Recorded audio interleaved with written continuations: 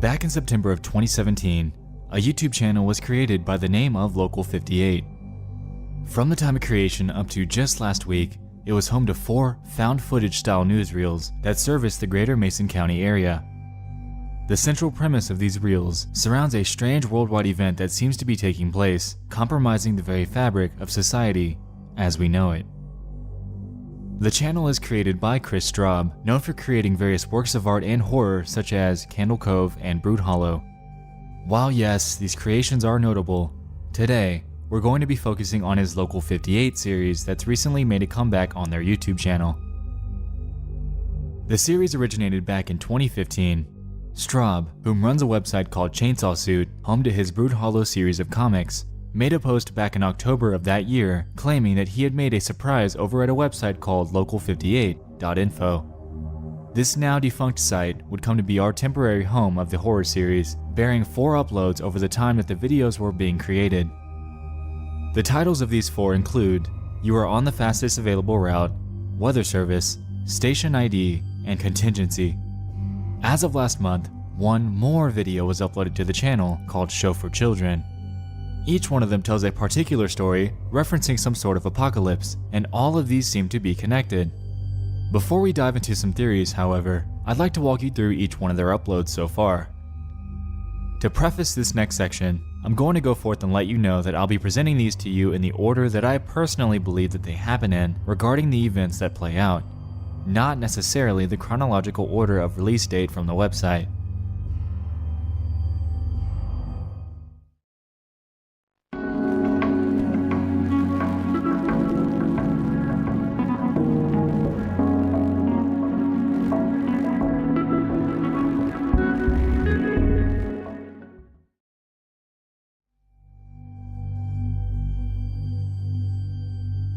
Contingency is one of 2 foreshadowing episodes that I believe happens at the beginning of the series for a multitude of reasons. For starters, this is the only video of the bunch that displays film grain distortions, implying that this footage is the most primitive out of all of them. Also, you'll soon come to realize that the design for the Local58 brand will change over time. What we have in this case appears to be an older styling. In this video, we're shown an upcoming schedule that displays the conclusion of our broadcast day. Afterwards, a message is shown to have a great night before a contingency message is displayed on screen. Interestingly, it says that this message is only to be used in the event of a United States complete surrender to insurmountable enemy forces and is never to be used again after November 13th, 1970. In this video, we'll be seeing one more message like this with the date May 14th, 1975, implying that these PSAs are being tested for some reason. Also, this, coupled with the styling, puts us in the ballpark range of the mid to late 1960s in an alternate history. I'll get to what I mean by this shortly. Anyway, before we proceed, let's take a look at what we'll be unpacking.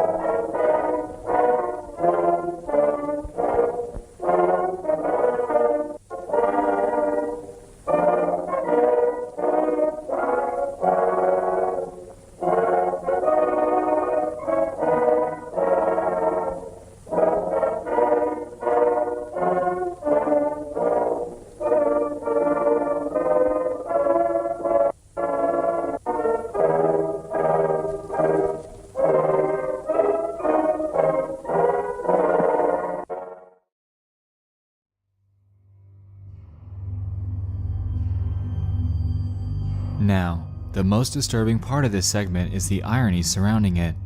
America has fallen to an enemy force, and at this point in this timeline, we wouldn't be sure exactly what that enemy force is. Even in defeat, we claim victory, is something that just about nobody in any country would want to hear. Backing up to what I said prior about an alternate history, An interesting thing to note about this is the inclusion of Lyndon B. Johnson's signature. This contingency PSA is set to expire on November 13, 1970. However, Johnson's presidency concluded on January 20, 1969. Either this is taking place in an alternate history where Johnson actually did become president for a second term, or this hoax is actually airing before Johnson had announced his unwillingness to run for re-election. Just a little something that I thought was interesting. Anyway, this contingency message gets much deeper than this.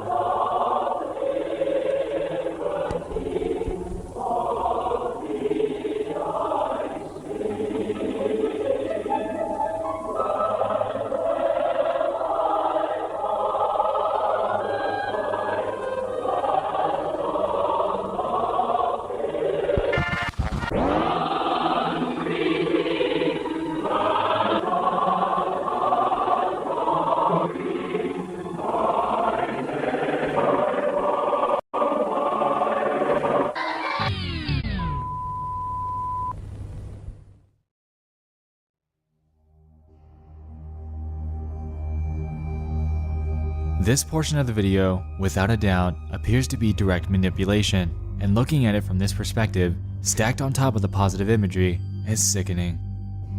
Also, take a moment and think about this. Even if they were testing out a surrender PSA, what you're reading before you would undoubtedly be what the government would expect of you if this situation were actually happening. Here, we're shown messages such as, "It's a privilege to be called to action. You take America with you.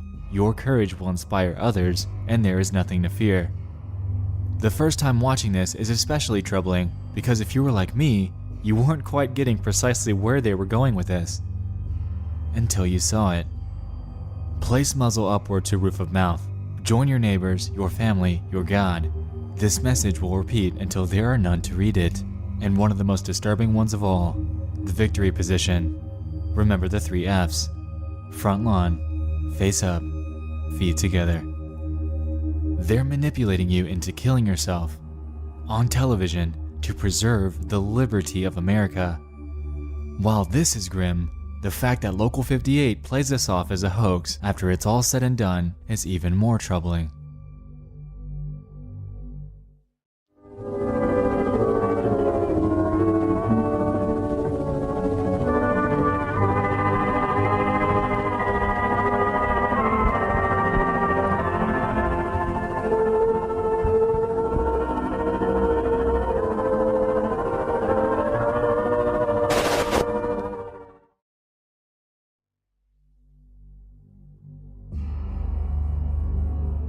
Aside from the storyline, if anything, this episode really makes you think. Imagine if something like this were actually broadcast in real life. How many people do you think would have been convinced and manipulated into directly killing themselves through a government PSA that they thought was real, especially during this time in history? Back then, you wouldn't have the privilege of whipping out your smartphone to fact check this. Instead, this is definitely something that would be believable, especially if you were to see this alone at 3 a.m. The way that this episode can be spun into a real-life interpretation, especially taking place during the time period of the Cold War, makes this video beautiful. It's dark, it's disturbing, and it 100% kicks this story off remarkably.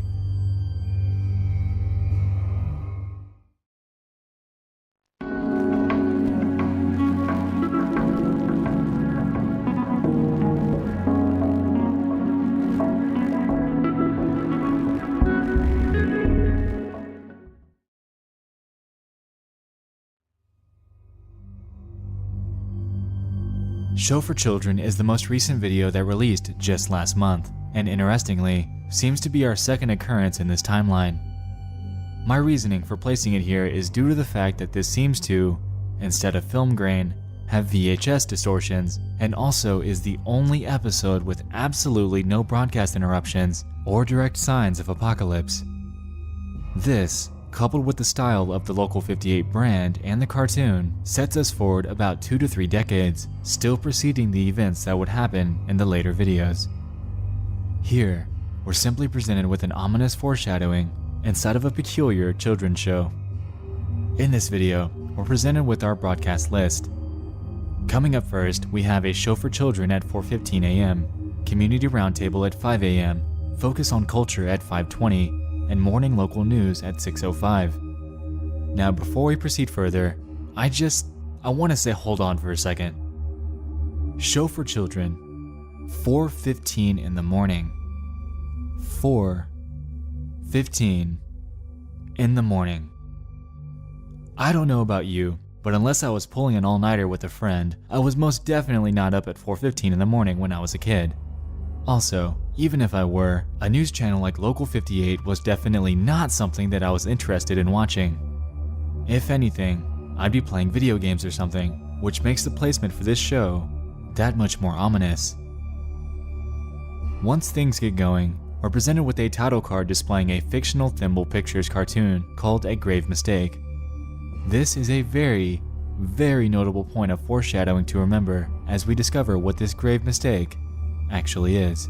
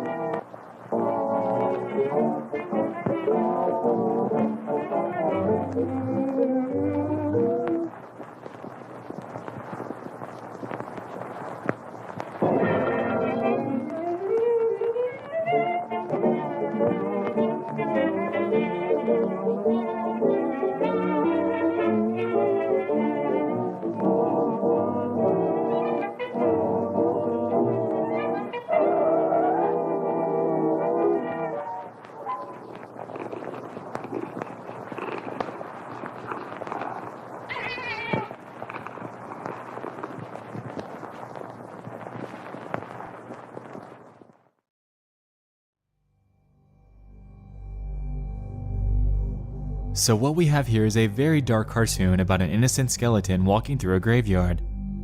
Eerily, the moon is staring at him with a creepy smile, almost as if it's awaiting the moment that the skeleton looks at it. As the skeleton walks through, he encounters various other people and their apparitions from when they were alive. After looking down into their graves though, we're presented with disturbingly designed depictions of these characters at their demise. After seeing the two others, our main character then ventures to a third open grave, where he realizes that it's an empty chasm. After venturing down into it, we can see him as he regrettably walks aimlessly, before laying down, face up, in what appears to be exhaustion. Interestingly, the end bit is when this entire episode begins to make sense.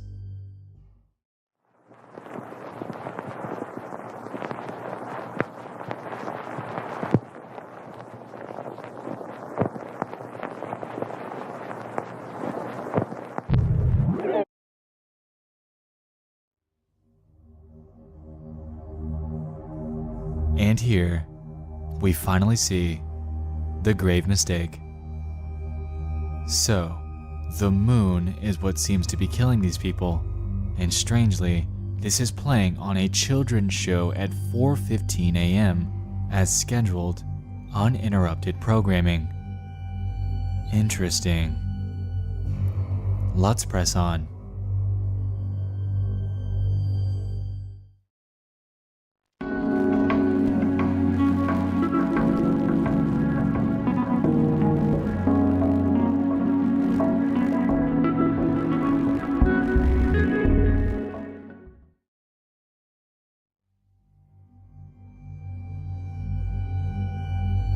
This video seems to kick everything forward into the year 2014, solidifying the format that we'll come to recognize for the rest of the series. Here, we can once again see a nightly broadcast schedule that's outlining the shows that have and will be airing within the next couple of hours. This starts us off with a time frame for this video taking place during the very late hours of the night.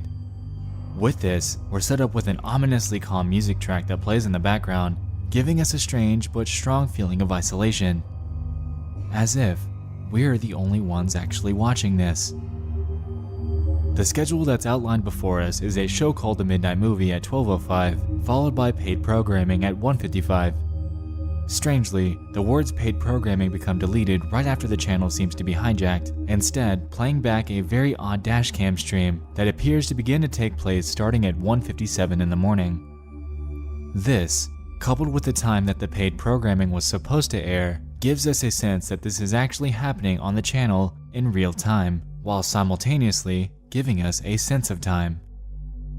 A notable point about this is that the schedule we're shown now seems to display even shows that have passed, and paid programming is the one that was, in this case, hijacked. The dashcam stream that we're shown appears to happen over the span of 3.5 hours, starting at 1:57 a.m. and ending at around 5:30. In this, not much seems to happen other than a long nighttime drive, until the end bits, when we encounter a little more than we had bargained for at the end of our route. Rerouting. Make a U-turn. Head east for 1/4 of a mile, then follow signs for do not enter.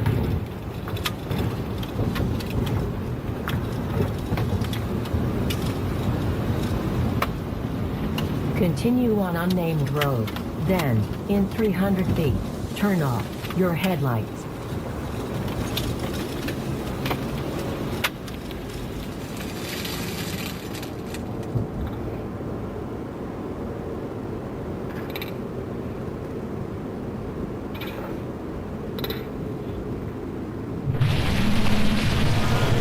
Rerouting. Make a U-turn. Your destination is behind you. Rerouting. In 500 feet. Your destination will be on in 300 feet. Your destination in 250 feet. Rerouting. Your destination will be in 50 feet. You will arrive at your destination.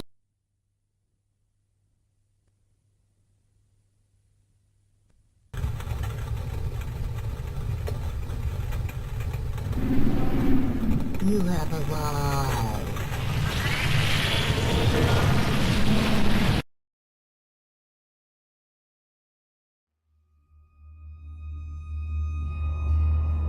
Here, we're shown our first glimpse of a strange creature that appears out in these deep woods.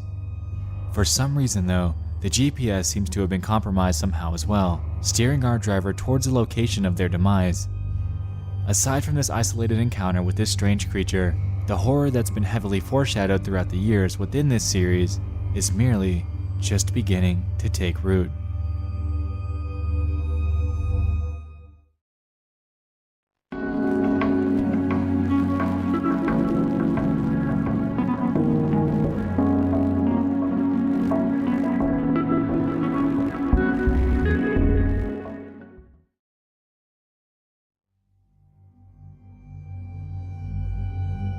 The dashcam footage from the previous video takes place in November of 2014. Jumping forward an undisclosed amount of time, we're greeted with yet another broadcast interruption that seems to be even stranger than before. In weather service, we're shown a schedule that has public eye at 12:15 a.m., paid programming at 1 a.m., city council minutes at 1:30, and focus on faith at 2. Right after this, we're greeted with yet another broadcast interruption. An interesting thing to notice here is that this happens while paid programming is once again displayed on screen.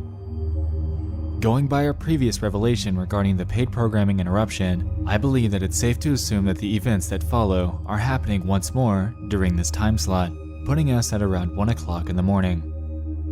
Once we encounter what's happening on screen, it becomes evident that it's a broadcast interruption about a certain meteorological event that will soon be occurring. Take a look.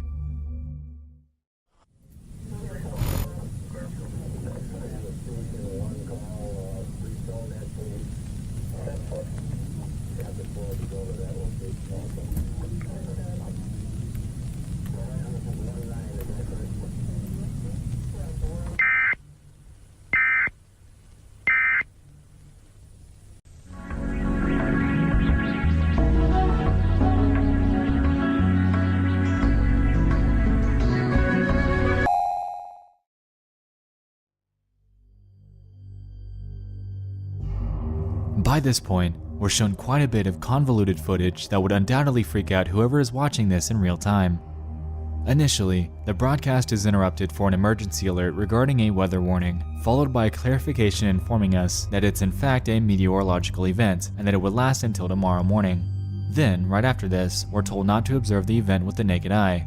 This entire fiasco takes an even stranger turn when the Local 58 badge reappears on screen, as if they're subtly trying to return to their regular programming.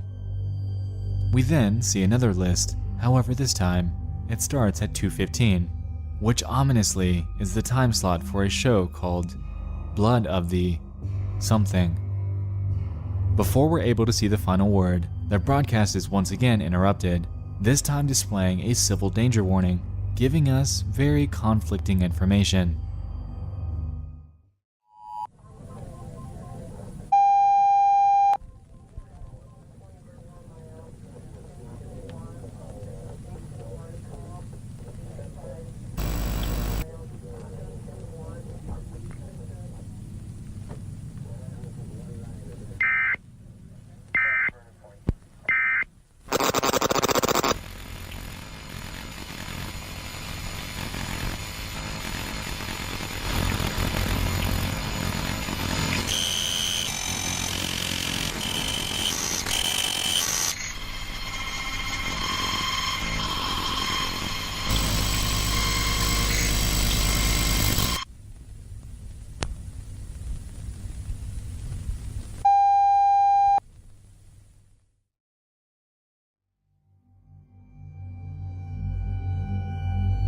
At this point, it appears that Local 58 is struggling to contain an emergency alert that's undoubtedly hijacked.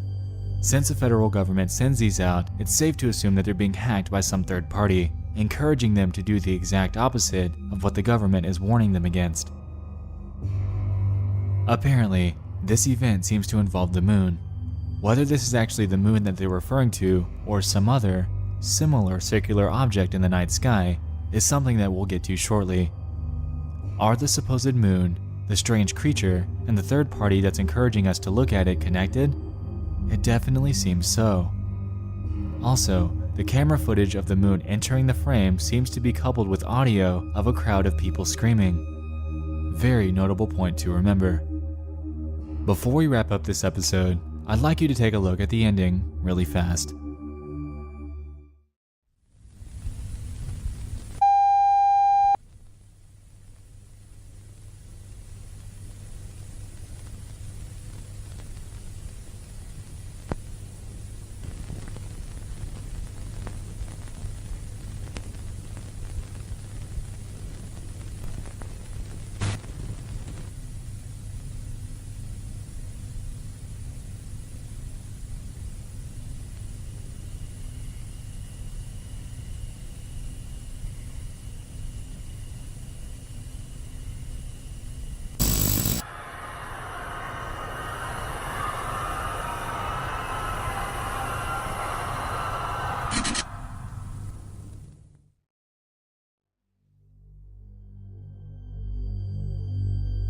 It's in the light.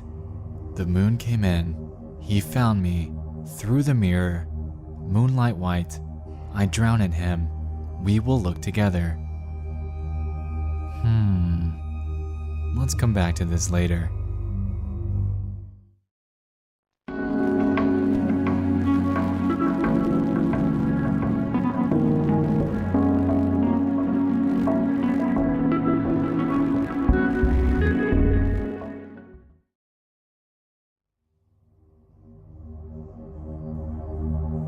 To me, Station ID appears to take place immediately after weather service. In fact, I'm almost certain that it's a direct sequel to the events that took place prior, displaying various cryptic messages that seem to be from Local 58 themselves. While it appears that their broadcast is being compromised, we see text on screen informing us to look away, that this does not matter, and that there are other receivers, followed by the message, safety in numbers. This seems to strongly imply that Local 58 is trying to inform people that something is seriously wrong. The state of broadcast media as we know it is being hijacked, and to seek safety in numbers by looking away and turning off media. This heavily implies that at this point, the world is in a state of panic. But why? To recap, we have our first occurrence during the Cold War that displays a hoax about killing yourself in mass to preserve the liberty of a fallen America. Years later, we have a show for children that happens at the late hour of 4:15 in the morning. In this, we see an ominous moon that seems to be awaiting the moment that the main character looks at it, and when he does, he dies. Decades after this, we have our first strange broadcast interruption that displays a long nighttime drive before an encounter with a strange creature that seems to kill them. What follows is a conflicting broadcast warning, informing us for and against looking up at the moon as it's a civil danger, and at the end of said episode, we have a narrative that claims, "It's in the light, the moon came in, he found me, through the mirror, moonlight white, I drown in him, and we will look together." And lastly, we're presented with a message that reads, "Look away, this does not matter, and safety in numbers." I think, with all of this, there's one glaringly large storyline to run with regarding this series.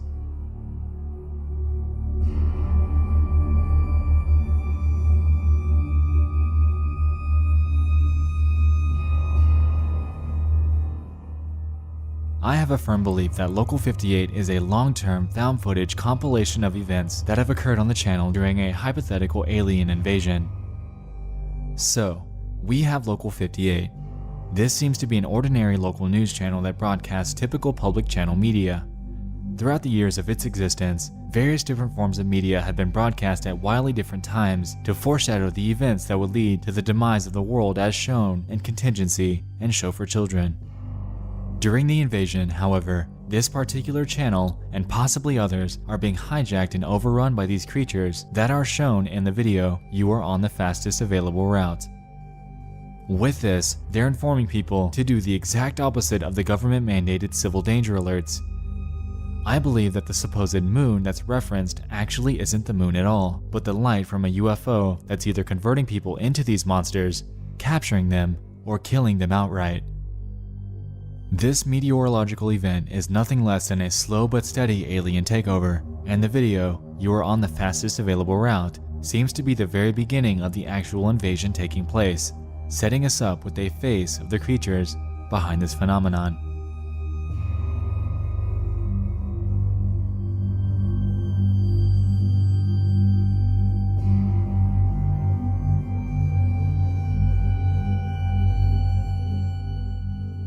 Let's start with a grave mistake.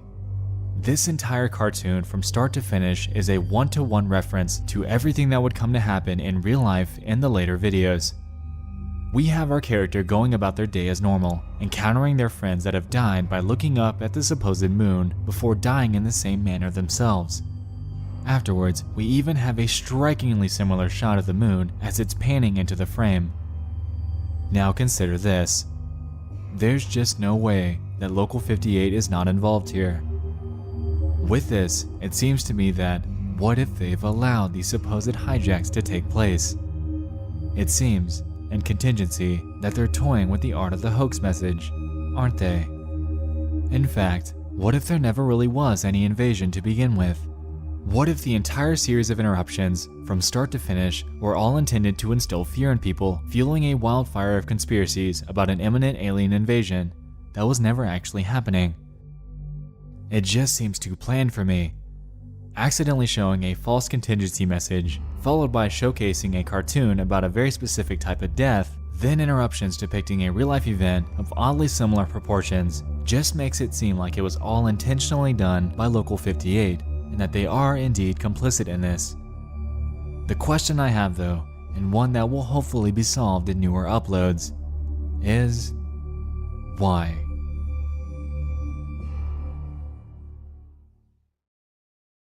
After a long hiatus, I'm pleased that Local 58 has returned to allow the continuation of this incredible story. I absolutely love this series. If you haven't yet and have about 20 minutes to spare, go over to their channel and give their episodes a watch. Chris Straub has done a phenomenal job with playing on the fear of emergency alerts, and I can't wait to see what comes next. With all of this being said, I'd like to thank you all for joining me in the investigation of the Local 58 web series.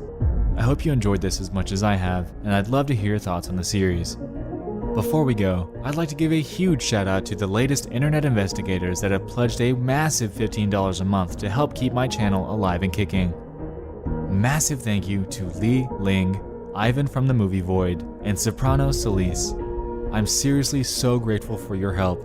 Thank you so much. Anyway guys, thanks so much for watching. I'll see you in the next one.